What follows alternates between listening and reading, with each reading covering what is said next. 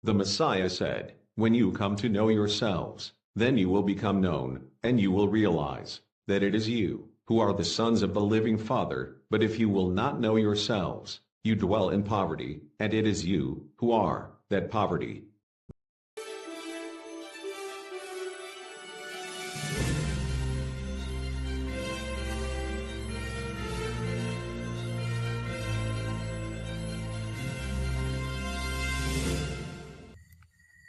Ah, malamang may mga, well, lahat, hindi malamang, but rather, lahat ng naririto ay may mga pinanggalingan na kanya-kanyang mga sekta.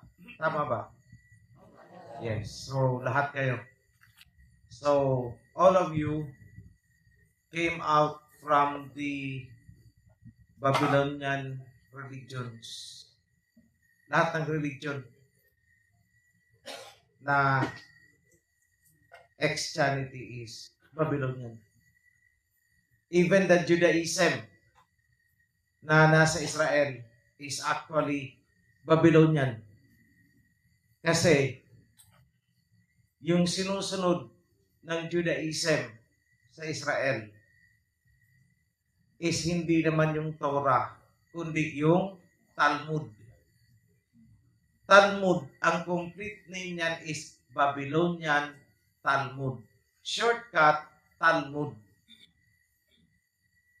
But we're talking about one and the same book. So, Judaism, Christianity is Babylonian. So, doon kayo lahat ng galing. Kaya nga ang panawagan noon is, "Come out of her, my people." Naalala ninyo yung video? Lumabas kayo sa kanya para kayo ay hindi madamay sa mga parusa na ibabagsak sa kanya. Kaya lang, marami pa rin sa atin ngayon ang hindi pa naintindihan sino ba yung Babylon right now. Kasi ang iniisip natin Babylon, ay yung Babylon noon. But who is the Babylon ngayon? Pero bago ko yan talakayin sa inyo, let me just briefly talk about atonement. Sa Tagalog, ang salin nila is pagbabayad sa kasalanan. So, kumbaga, may kasalanan ka, pagbayaran mo.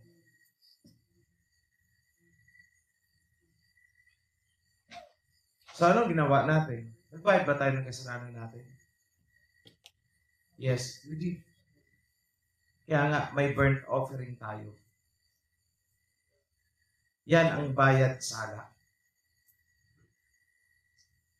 Ngayon, merong iniutos dyan na kapag kayo ay maghahandog at naalala ninyo na kayo ay may kaalitan, kaaway, o ano paman, sa inyong kapatiran, ibig sabihin sa loob ng kawat, iwanan mo muna ang inihahandog mo at makipag-areglo ka muna doon sa kapatid na iyong may nagkaroon ng conflict. So, gusto kong ipaalala sa inyo na ang context niyan, ang sinasabing may kaaway ka o may misunderstanding ka is sa loob ng kawan. Hindi kasali yung misunderstanding kung may kaaway ka doon sa tagalabas ng kawan. Hindi po kasali.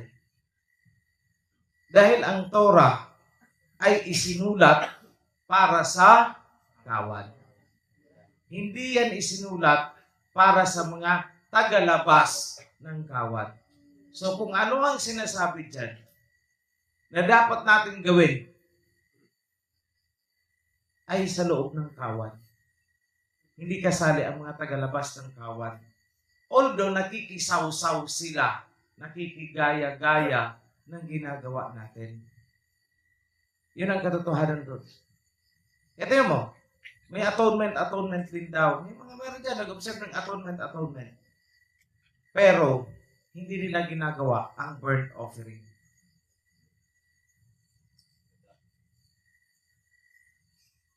Diba? Nag-cherry picking sila nang gusto lang nilang sundin. Kung ano yung madali, kung ano yung convenient sa kanila. Yun ang gusto nilang gawin. Yan ang gawaing sekta. Yan ang gawaing Babylonian. They are worshiping the Alhayam with their lips and not with their heart and not with their action. Simple na lang ang hiningi eh.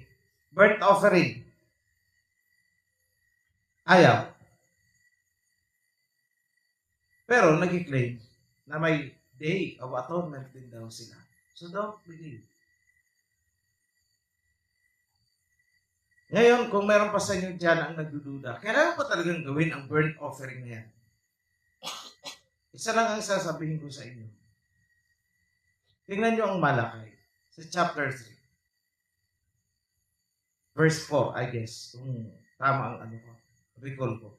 Nasa sulat doon na marirevive ang priesthood and Yahweh will have priests who will bring offering in righteousness. Just like in the ancient days of Jerusalem. Ibig sabihin, tulad ng unang panahon, ancient days of Jerusalem. Panahon ni na David. Ano ginagawa? Di ba nagsusunog? Okay.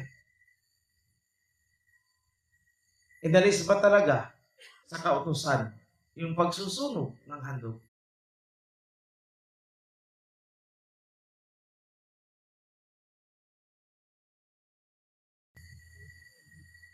Sino bang nagturo sa atin na magsunog? In your understanding, sino bang nagturo sa atin na magsunog? Si Abba, kanino dinaan? Kay Moses. Correct? Si Abba, dinaan kay Moses. Ngayon, narinig na ba ninyo yung parable tungkol dun sa isang mayamang lalaki at si Lazarus? Isang mayaman at saka si Lazarus ay pobre. Naghihintay lamang siya ng laglag galing sa table ng mayaman. Tapos namatay silang dalawa. Yung mayaman, napunta sa impyerno. Si Lazarus, na-save. Napunta sa kalangitan. As the story goes. Ngayon, sabi ng mayaman, suguin daw si Lazarus upang warningan yung kanyang mga kamag-anak upang hindi bumagsak doon din sa impyerno. Yun ang pinapakiusap niya kay Abraham. Suguin mo si Lazarus. Sabihin sa mga kamag-anak ko na naiwan ko na huwag silang gumaya sa akin para hindi sila umabot sa impyerno kagaya ko. Anong sabi ni Abraham? Kahit puntahan sila ng galing sa mundo ng mga patay, hindi sila maniniwala. Ngunit, kailangan nilang makinig kay Moses. They have Moses and the prophets. See?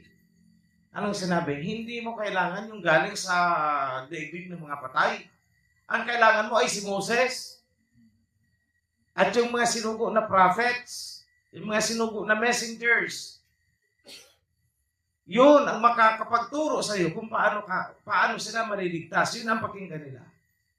So sinabi ulit, Moses. Ngayon, sa tingin nyo, anong ituturo ni Moses? Burnt offering. Burnt offering.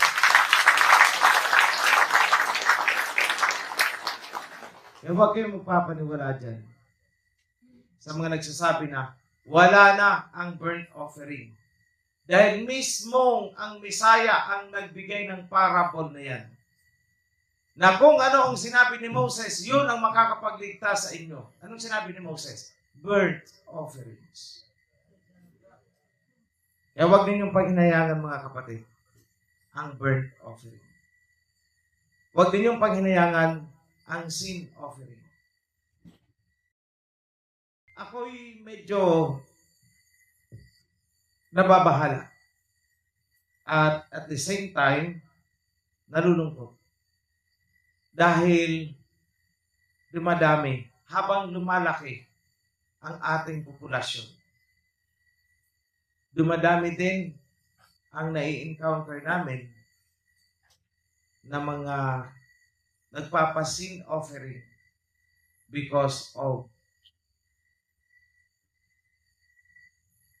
sin against the flesh. Sex. I won't mention kung sinong mga tao yan. That is strictly confidential. I won't give any information na pwedeng makapag-identify sa kanila. So this is, kumbaga, a blind item. This is a blind information.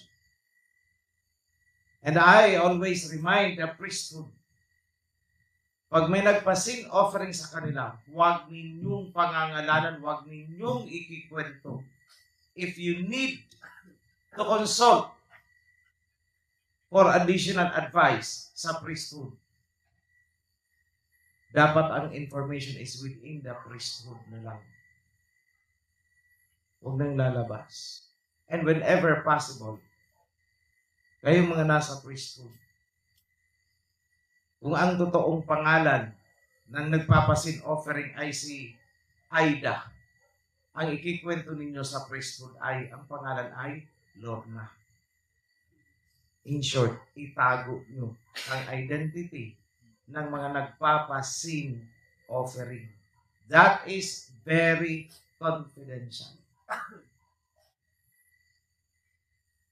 Ayokong dumating dun sa punto yung nagkaroon ng accidental na nag-leak ang information, nasira ang reputasyon ng tao dahil napagtampunan. Alam mo na, dito sa atin, kahit nasa loob na tayo, may mga Marites, Marisol at Maricar pa rin dyan.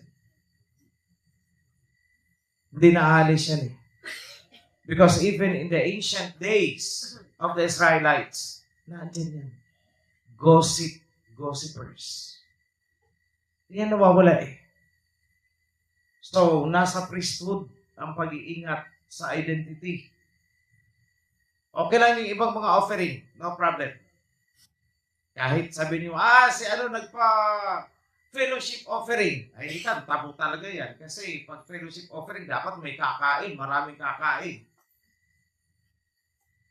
Ito ang gusto kong i-remind sa inyo. Kung inaakala ninyo na masarap maging priest dahil pag nag-sin offering ng kambing, kambing ang kakainin. Subukan nyo kaya. Ikaw ang priest sa isang chapter na ka-assign. At may magpa-sin offering ng 5. 5 tupa, 5 kambing ang kailangan mong ubusin. So, hindi yan. Tingin ko dyan, ano ba to? Parusa sa mga priest. Dahil hindi nila nababantayan ang kawan, nagkakasala. Kaya ni-require na kainin mo ang sin offering ng kawan. Hindi po yan privilege na parang, wow, kakain, ang sarap niyan. Hindi po. Yun ang parusa sa priest. Pagkukulang ka siguro, kaya tingnan mo, kasala ng kasala, yung kawan. So, kayo naman sa kawan, Alam niyo, ang pita ng laman ay lilipas din yan. It is just in your mind. Nasa isip mo lang yan. Iwasan mong manood ng porno. Mga XXXX. Alam mo na kung yun ang weakness mo, alisin mo na yan.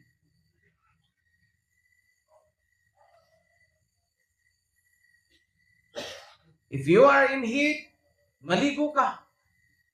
Tapos nung maligo, wala na yan. O kumain ka ng maraming papaya. Yes, it's true. Maraming papaya. Paikutan mong bahay mo. Papaya. Para lagi kang marami bunga ng papaya. O lagi kang alternate, may hinog, sige, kain ka ng hinog na papaya. Eh, nako, talagang nako. Wala. Kaya mo yan si Priest June, laging nagpapabili ng papaya.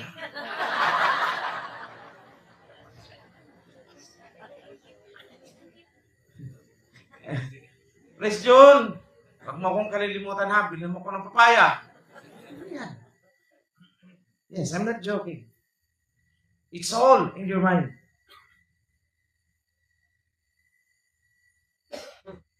Sabi nga, nasusulat, kung ang iyong mata daw ang magiging dahilan para ikaw ay magkasala. Anong sabi?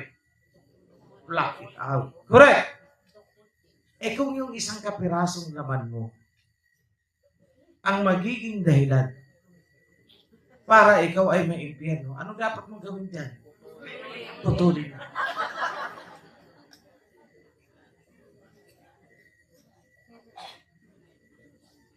Huwag niyong kukunin as literal yung sinasabi ko, ha? Baka mamaya malaman ko may naglabahan ng kanilang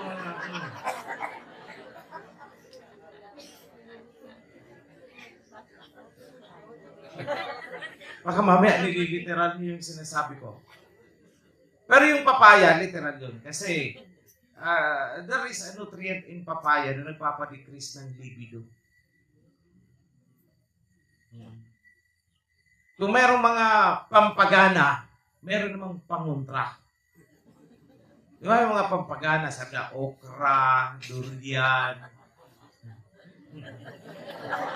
Ganun. Mga Bisaya pa dito, hanap nila ang durian. Yes, the aphrodisiac. Oo.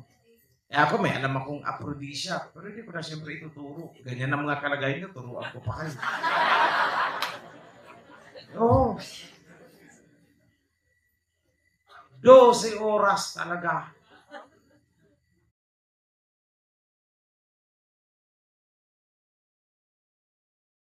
Talaga. Oo. Pero hindi ko na siyempre ituturo sa inyo. Ang ituturo ko na ay pangontra, likas sa mga Shemites ang talagang parang kuneho.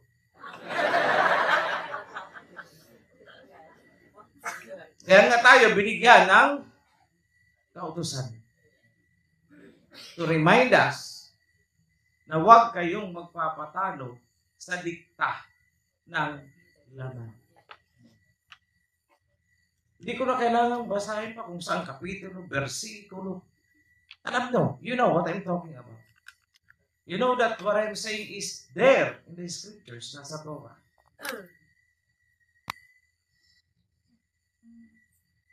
The next thing is about honesty. Honesty. Maging honest ka sa sarili mo. Ang honesty, alam niyo, yung honesty nagsisimula yan sa ating sarili . Kasi, pansinin mo, kapag ikaw ay nagsinungaling, ang una mong niluloko is actually yung sarili mo .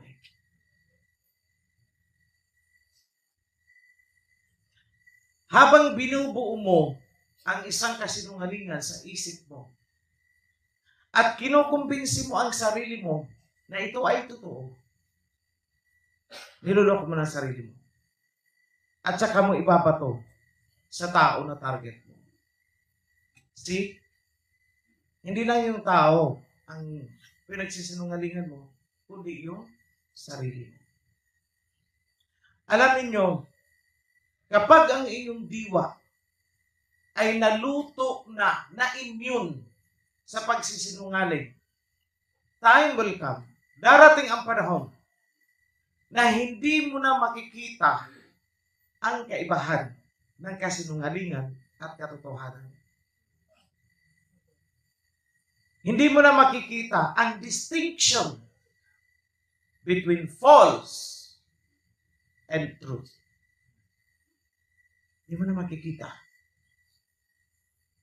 At napakadelikado pag umabot kayo dun sa punto na para sa'yo, ang isang kasinungalingan ay totoong-totoo para sa'yo. Dalawang klase kasi ang nagsisinungaling na tao. Yung isa is alam niya na ang sinasabi niya ay kasinungalingan.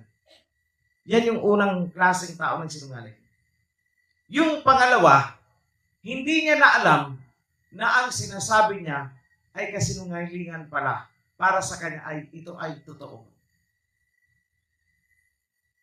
Yung pangalawa yun. Alam nyo, pag pumasok kayo dun sa pangalawa, na ang kasinungalingan para sa iyo ay totoo. You can no longer say, hindi mo na ma-distinguish which is true and which is false. Pareho lang yan para sa iyo. Kapag dumating ka sa ganung punto, ikaw yung tinatawag na pathologic liar. At pag pathologic liar ka, napakahirap na sa iyo hanguin pa. So as early as now, you need to check yourselves. Kailangan nyo i-check yung mga sarili nyo. Alam mo pa ba kung ano ang sa mga sinasabi mo, alin ang totoo, alin ang hindi?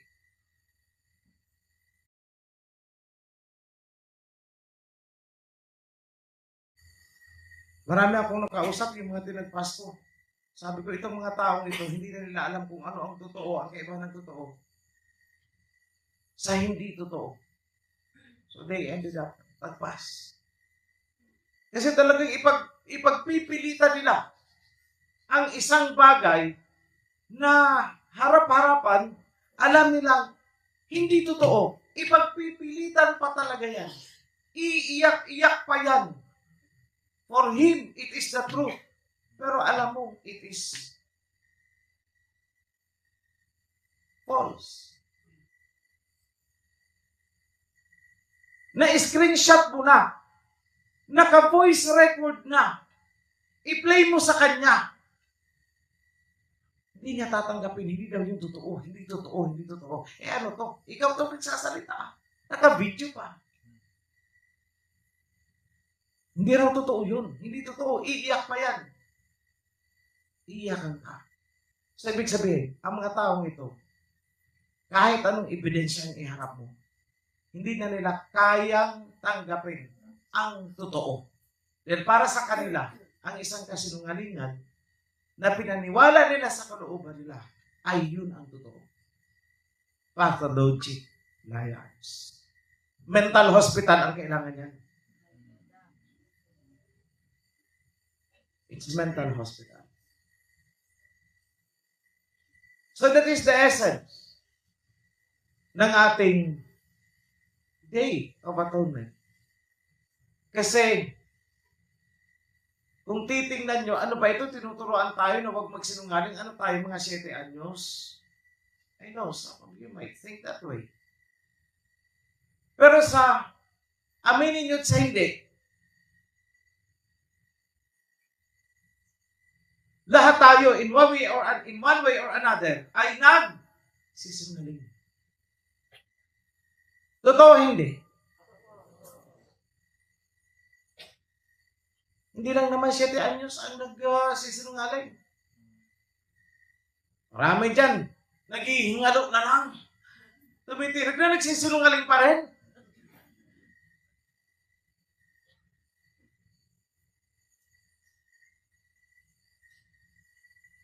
Big deal ba kay Aba ang kasalanang pagsisinungaling? Yes. Big deal yan sa kanya.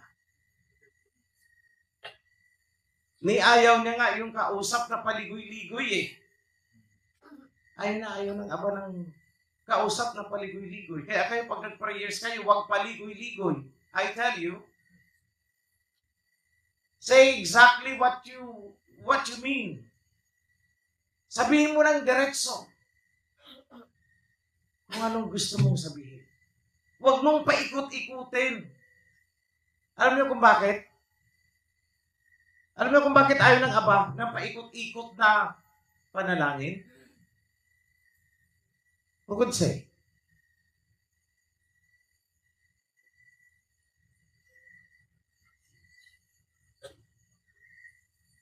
Bakit? Bakit ayaw ng Aba? Pangpagano? Hindi. Hindi sa ganun. O, tama yun. Pero, hindi yun. Pinakarason.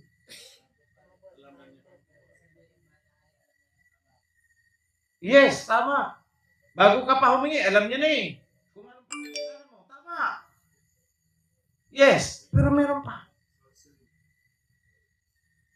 Gawain ng sorcery? Partly yes. Oh, ano pa? Double-minded. Ano pa? Bakit ayaw ng Aba ng paikot-ikot ka? Lack of faith. Libadura. Yan, sinabi niyo na lahat ang mga rason. Tama yun. Pero para sa akin, napaka-practical. Kung ako ang Aba, ilan kayong nagpapaligoy-ligoy ng sabay-sabay? Aba, baka sumigaw, teka lang kayo, ito muna. Ano? 1 minuto, tapos na ha? Next, ikaw, ano gusto mo? Maliit pa lang tayong grupo. Eh, paano kung milyon na tayo? Milyon na nagpapaligoy-ligoy sa harap ng Aba. Hindi kaya tayo pagpupukpukuin? Diba? I sound like joking, but I am not joking. Tingin nyo lang nagbibiro ako, pero hindi ako nagbibiro. Seryoso po yan. Ayaw ng Aba ng paligoy-ligoy. Na para bang binobola-bola mo siya.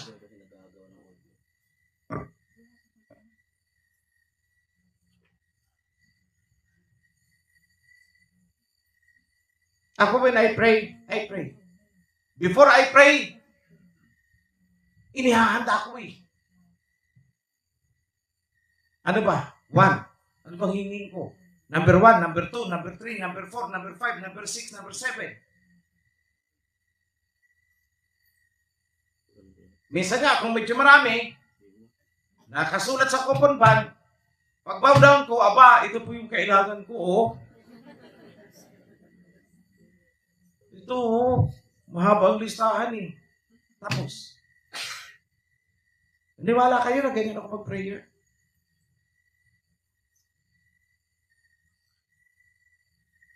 Kasi ang ipiprayer ko na 30 minutes, kung paliligoy-ligoyin ko, aabutin ng 3 hours. Ibig sabihin, kung gagamitin ko ang style ng pananalangin, na paligoy-ligoy, pabula-bula,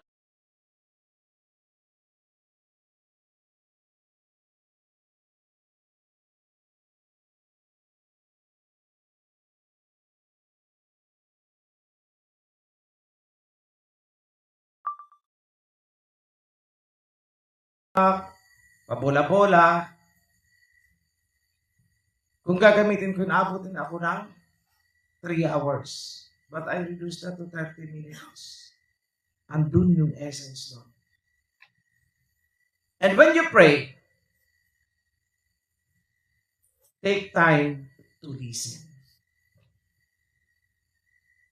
Wala akong nakikita sa inyo na nagpe-prayer na nakikinig.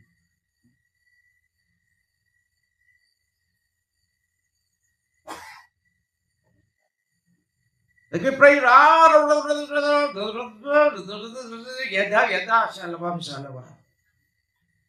Alam ba ninyo, that when you pray, you have to pause and give time for the answer to come in. Alam niyo ba yun?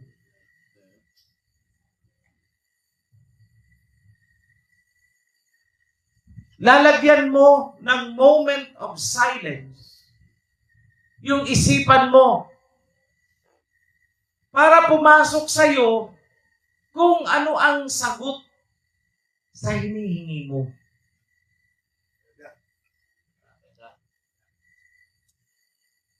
Ganun po mag-prayer. Because ang prayer ay pakikipag-usap. Meron bang nakikipag-usap na ikaw na lang ang nagsasalita? Hindi mo binibigyan ng panahon na makasagot ang kausap mo? Naintindihan yung ibig mong sabihin.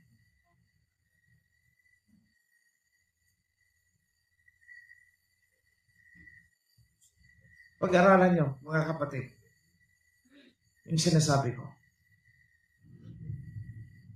At gusto ko rin ipansin nyo, ganda ng panahon nila, no?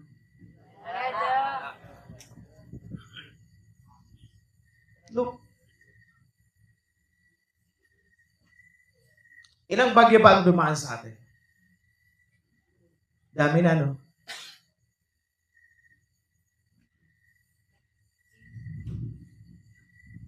Pero hindi na ulit yung Malaundoy, Malayolanda. Wala, di ba? May malakas na lindol, isa lang ang namatay dahil inatake sakit sa puso.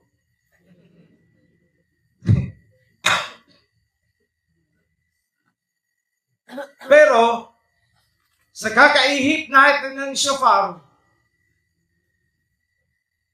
yung bagyo, napadpad sa Florida. Ang daming patay. Hanggang ngayon, nagre-recover sila. Florida, US. Daming patay. Laki ng damage. Imagine that was 4 days ago, 5 days ago yata. Pero until now, nagre-recover pa rin sila ng mga patay. Without exaggeration. Hindi ako marunong mag-exaggerate.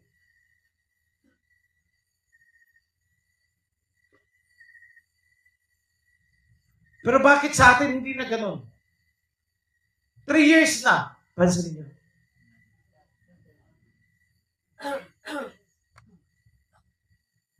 Mula nung lumabas ang Oferian Heritage Conservatory sa YouTube, walang major accident, disaster sa ating bansa.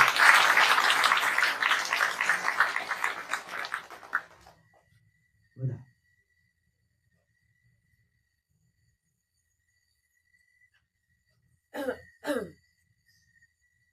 Ibig sabihin, tinutupad ng Aba ang kanyang pangako.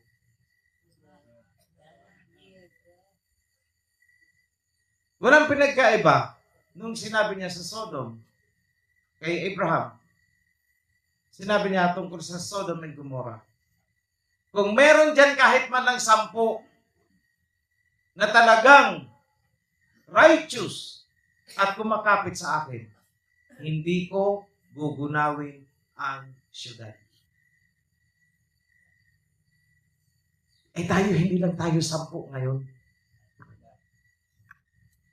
So wag kayong magtataka kung bakit hindi na tayo binabagsakan ng mga major calamities. Just believe and claim it.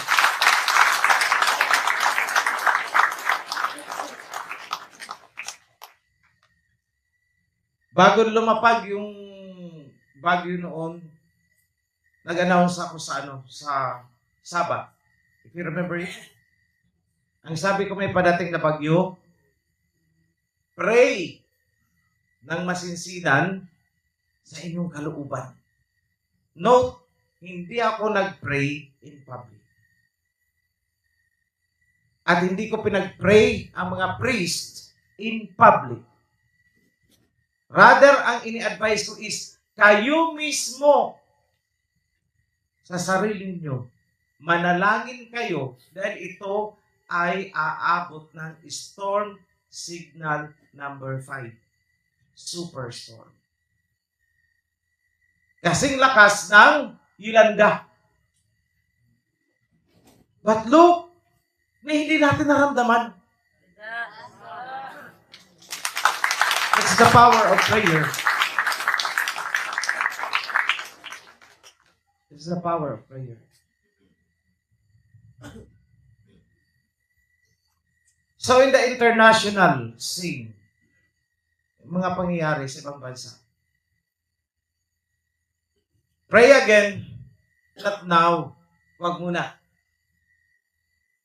Dahil di ba, dineclare ni Putin yung 4 na region ng Ukraine.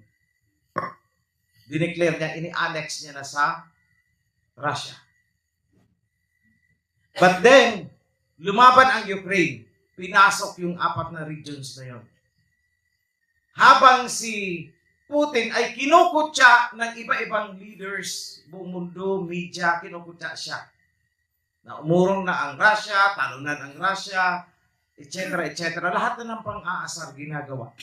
Lahat na ng sanction ginagawa ng Amerika. Ginagawa ng beast. Yung you cannot buy nor sell unless you submit to my power. Yan yung nasusulat sa Book of Revelation. Na hindi ka makakabili, hindi ka makakabenta, kung hindi mo tatanggapin ang tatak o ang kapangyarihan ng beast. Di ba sinabi ko yan sa inyo? It will come in the form of sanction. Pumapalag si Putin. Pumapalag ang witness. But now the latest is, eto pag hindi ito napigilan,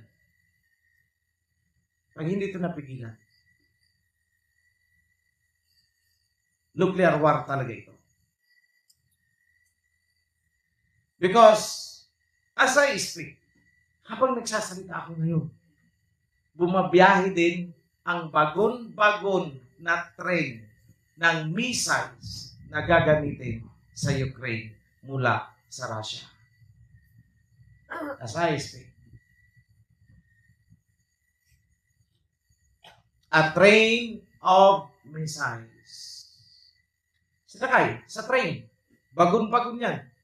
Heading towards Ukraine. Nagalit na talaga ng tuluyan si Putin kasi yung pipeline, sinabutahin ng Amerika. But the good news is, nagigising ang European Union. Naintindihan na nila ngayon na ang may kagagawan ay Amerika. At ang Europe ang nag-suffer. So it's a wake-up call to them. Kaya lang, itong Amerika talaga nito, sobrang pasaway na to. After niyang guluhin yung digmaan between Russia and Ukraine, alam niyo ba kung ano naman ang sinusunod niya ngayon? South Korea versus North Korea, Japan versus Russia. Nag-create naman siya ng flashpoint na tinatawag. That is what America is doing. Pansinin niyo ang dolyar. Almost 60 pesos na $1. Ibig sabihin, pinahihirapan tayo ng todo-todo sa pamamagitan ng dolyar. Dahil habang tumataas ang dolyar, tumataas ang mga commodities natin. $10, kunwari isang barrel na ng oil. $10. Kung ang katumbas ng $10 is only 50, magkano ang isang barrel ng oil? 500. Correct? Ngayon 60 na ang value ng dollar. So, ang $10 mo times 60, magkano na? 600. Tama? So, ibig sabihin, kailangan natin bunuin 600 pesos para makabili ng isang barrel. Is it because nagmahal ang oil? No. Hindi po. Ang dahilan, kaya ganun, dahil tumaas ang value ng dollar laban sa peso. It is one way of economic manipulation, economic control. And to think, ang peso, merong equivalent gold. Dollar, papel lang yan. It's only paper. Binibili natin ang papel nila ng kamahal-mahal. Para tayong dinudugo yung economy natin. That's why I repeatedly call on everyone sa inyo. Yung mga may sasakyan. Stop enriching US. Magagasolina kayo, wag na po sa Shell. That is US company. Caltex is US company. It's time na bumibili kayo dyan. Pinayayaman nyo ang dolyar. At ang dolyar ay pinahihirapan tayo in return. Wake up. So saan kayo dapat bumili? Petron. Because Petron ay Philippine company yan. Pumasok dyan ang pera, nandito din yan sa atin umiikot-ikot. It's a Philippine-based corporation. Shell, ang kita niya, saan pumupunta? America. That is the truth. And whenever our money goes to America, may corresponding disaster sa atin. Paghihirap.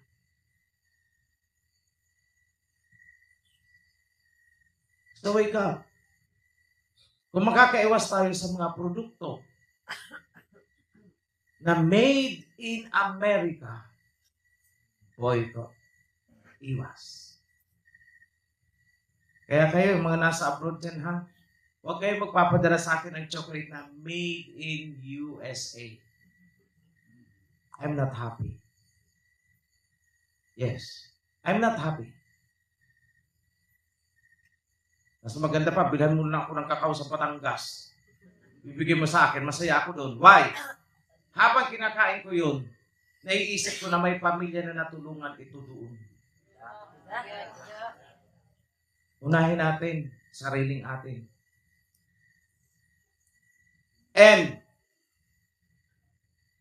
spread the information to your friends. Mga kaibigan nyo, mga kakilala nyo, they are very unsuspecting. Akala nila walang epekto ang ginagawa nila. I would be happy if Shell would close. Because ang mga company niyan parang linta na sinisip-sip ang economy natin. Oo, nag-create ng mangilan-ngilang employment sa ibang kababayan natin. Pero sa kabila nun, mas malaki ang nawawala sa atin.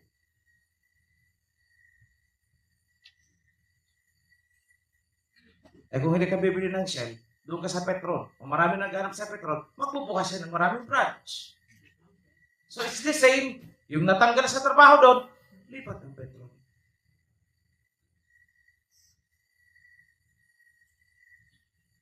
Another thing na nagpapahirap sa atin, Coca-Cola. Coke.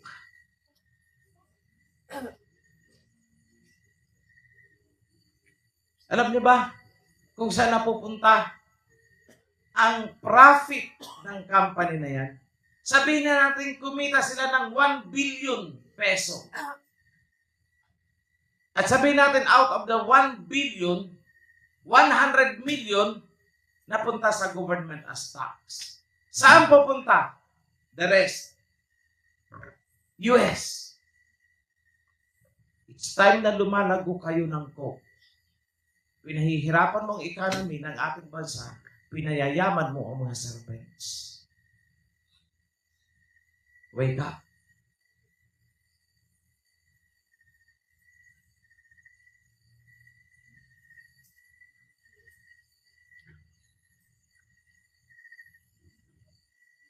So, why am I telling you this?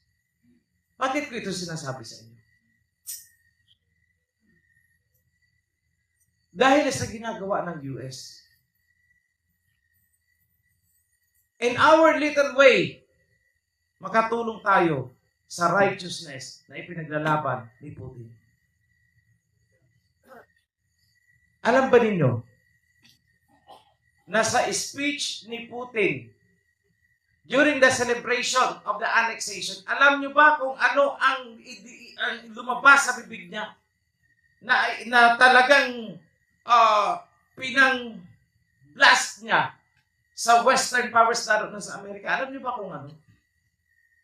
It's the same exact issue na inilabas ko 3 years ago.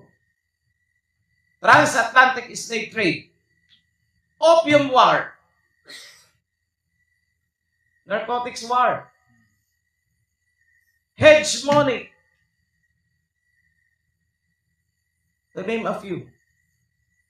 Lahat ng isinumbat, lahat ng itinestify ni Putin during his speech ay una ko nang sinabi 3 years ago. Wala pang sabi-sabi na magkakaroon ng special military operation sa Ukraine. So, the mere fact na lumabas na sa consciousness, yung tinatawag na collective consciousness, nag-shoot up na doon yung ginawa ko. Other people, other countries, on the same wavelength, can pick up that information and will serve as a wake-up call for them. Yes, I was successful.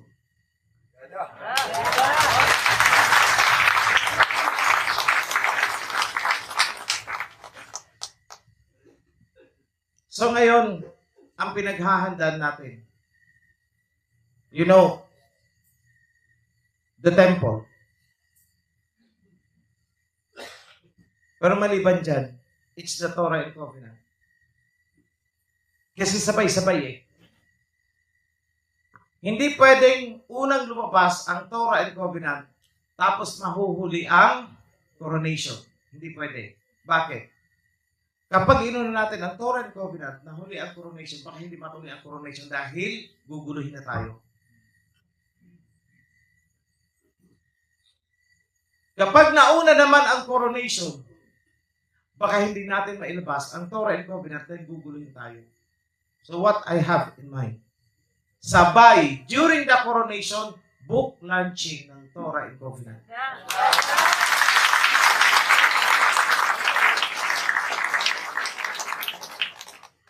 It will be a bomb to the West. Dahil maraming magigising.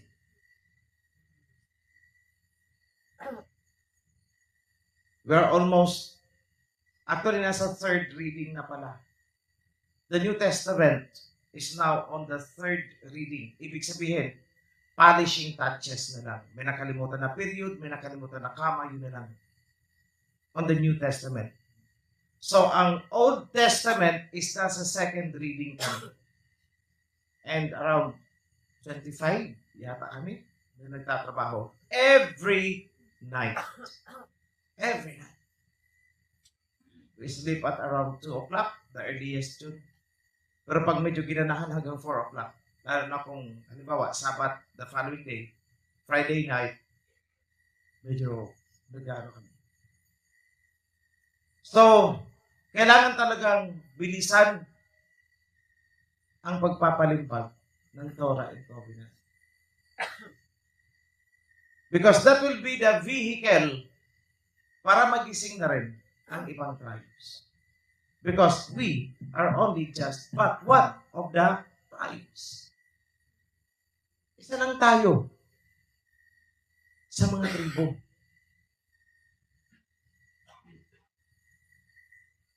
Where are the 11? We don't know. Oh, the 10 pala. Kasi we know, the tribe of Judah. Asan yung 10? Malalaman natin yan dahil kung hanggang saan umabot ang Torah and Covenant, kung hanggang saan umabot ang pangalan ng Abay Hawa, at may nag-respond, that is a tribe for sure.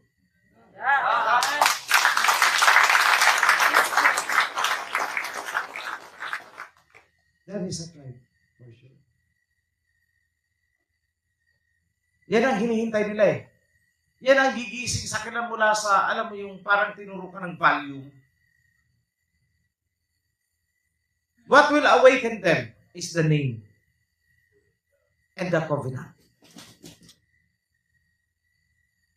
Makakaramdam sila ng kakaiba sa kanilang mga damdamin. Hindi man nila lubos maunawaan pa ang mga nakasulat, pero iba ang dating sa kanila. This is something. So, kanina I was praying for this. Kasi parang, sabi ko, parang napakabigat. Although marami na kaming pumapasan, tulong-tulong. Pero parang ang bigat. Yung mga revisionist, alam nyo, trabaho sila sa maghapon hanggang gabi, tatrabahoin pa rin. Of course, kailangan na magtrabaho, maghanap buhay sa araw. Then sa gabi, di ba, dapat sana ipahinga na. Sila trabaho pa rin. Bakit? Kailangan trabahuin ang Torah and Covenant. So that is the sacrifice na ginagawa for more than 2 years already since sinimulan ang pagre-repaso. But the good thing is, maraming naayos sa ating Torah, complete with the supporting cross-references. Hindi nila talaga pwedeng questionin because naka-annotate ang supporting verse, supporting source, or whatever. Naka-annotate with explanation. So they cannot question that. It will be a very unique, shall I call it a book? Very unique book. Are we fulfilling a prophecy? Yes. Nasusulat po sa Book of Revelation that in the last days, the covenant will be declared from heaven. Nasa Book of Revelation.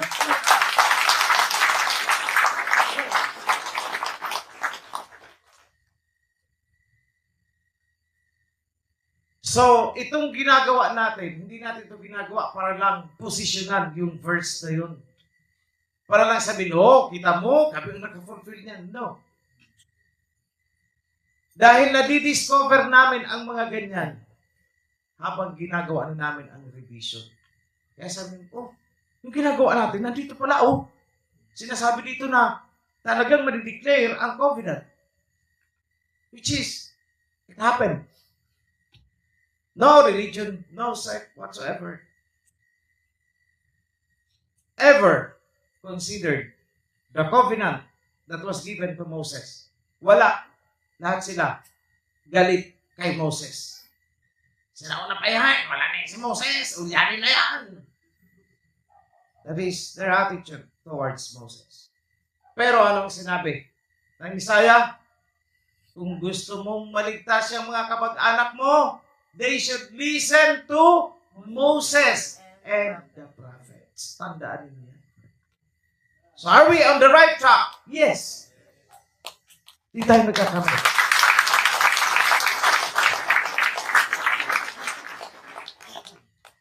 So, bago tayo magpahinga ngayong gabi, and I'll be seeing you again tomorrow, kabilin-bilinan ko sa inyo, mga kapatid. we are in the last days. We are living in the last days.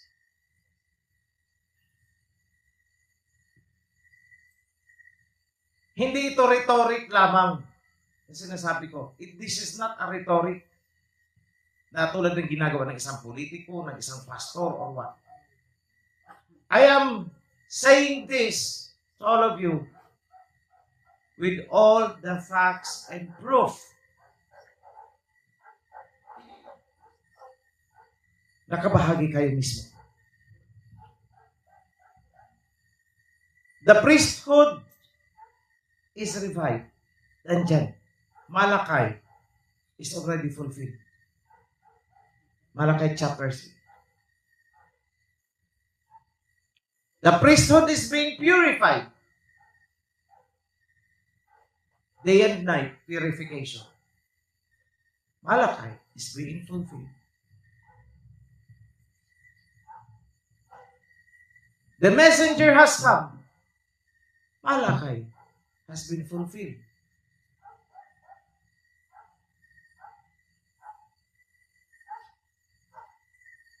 The covenant has been declared.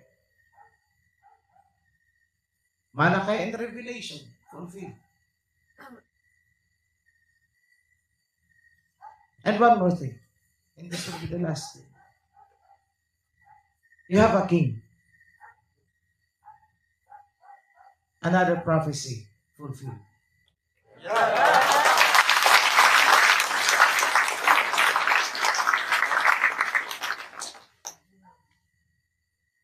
Five books in the Old Testament, pang-anim sa Book of Revelation, dinescribe ang sequence of the second coming of King Yahushua. The first event will be the revival of the kingdom. Masiset up ang mga throne. And there will be a king. Kapag na-set up yun, then, that is the wording, then, the son of Al-Hayam will descend through the clouds of heaven and will go to the king seated on the throne. Yan ang kinakuna nila. And we found it. Ang isa, na-explain ko na. Nasa Daniel. Daniel 7. Tingnan nyo ang sequence. Kung saan sinabi na bababa ang anak ng Al-Hayam through the clouds of heaven. Tingnan nyo. Bago bumaba, ano ang sinabing unang mangyayari? Thrones were set up. And the ancient times, the ancient days yata, ang nakalagay, sat on the throne. Ano? Kalendaryo ang naupo sa trono? The ancient of days? Naupo daw sa trono? No. Binura nila, the king sat on the throne. Ano bang nauupo sa trono? Di ba yung king? Bakit binura? The ancient of days daw ang naupo sa trono? O ikaw naman yun, ancient of days. Matapos maupo ang king sa trono na sinabing ancient of days daw, at saka palang bababa ang Messiah.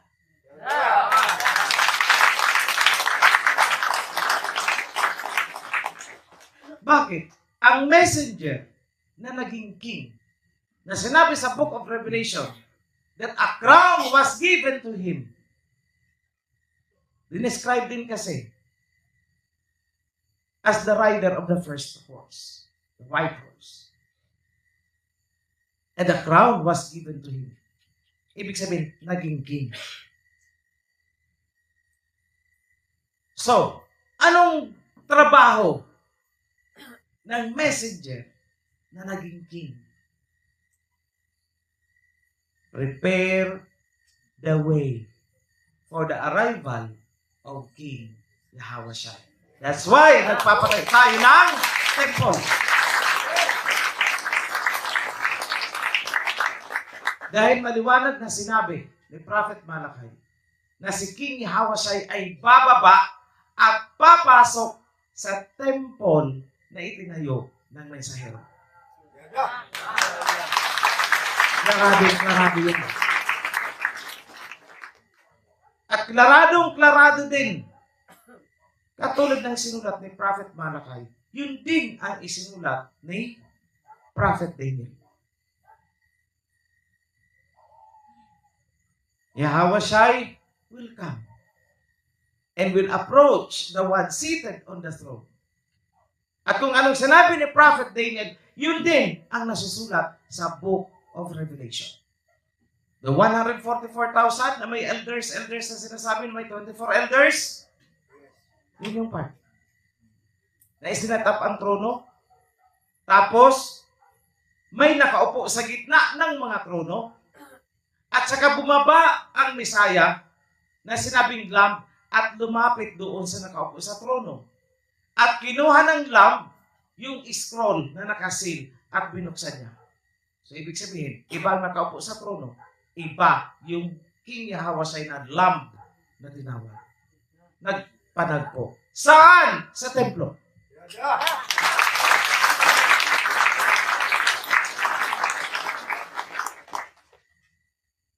So, mga kapatid, hindi nasasayang ang bawat sintimo na itinutulong ninyo para sa templo. Be happy, be proud, because you have that opportunity na maging bahagi sa paghahanda para sa ating King Ahasuerus.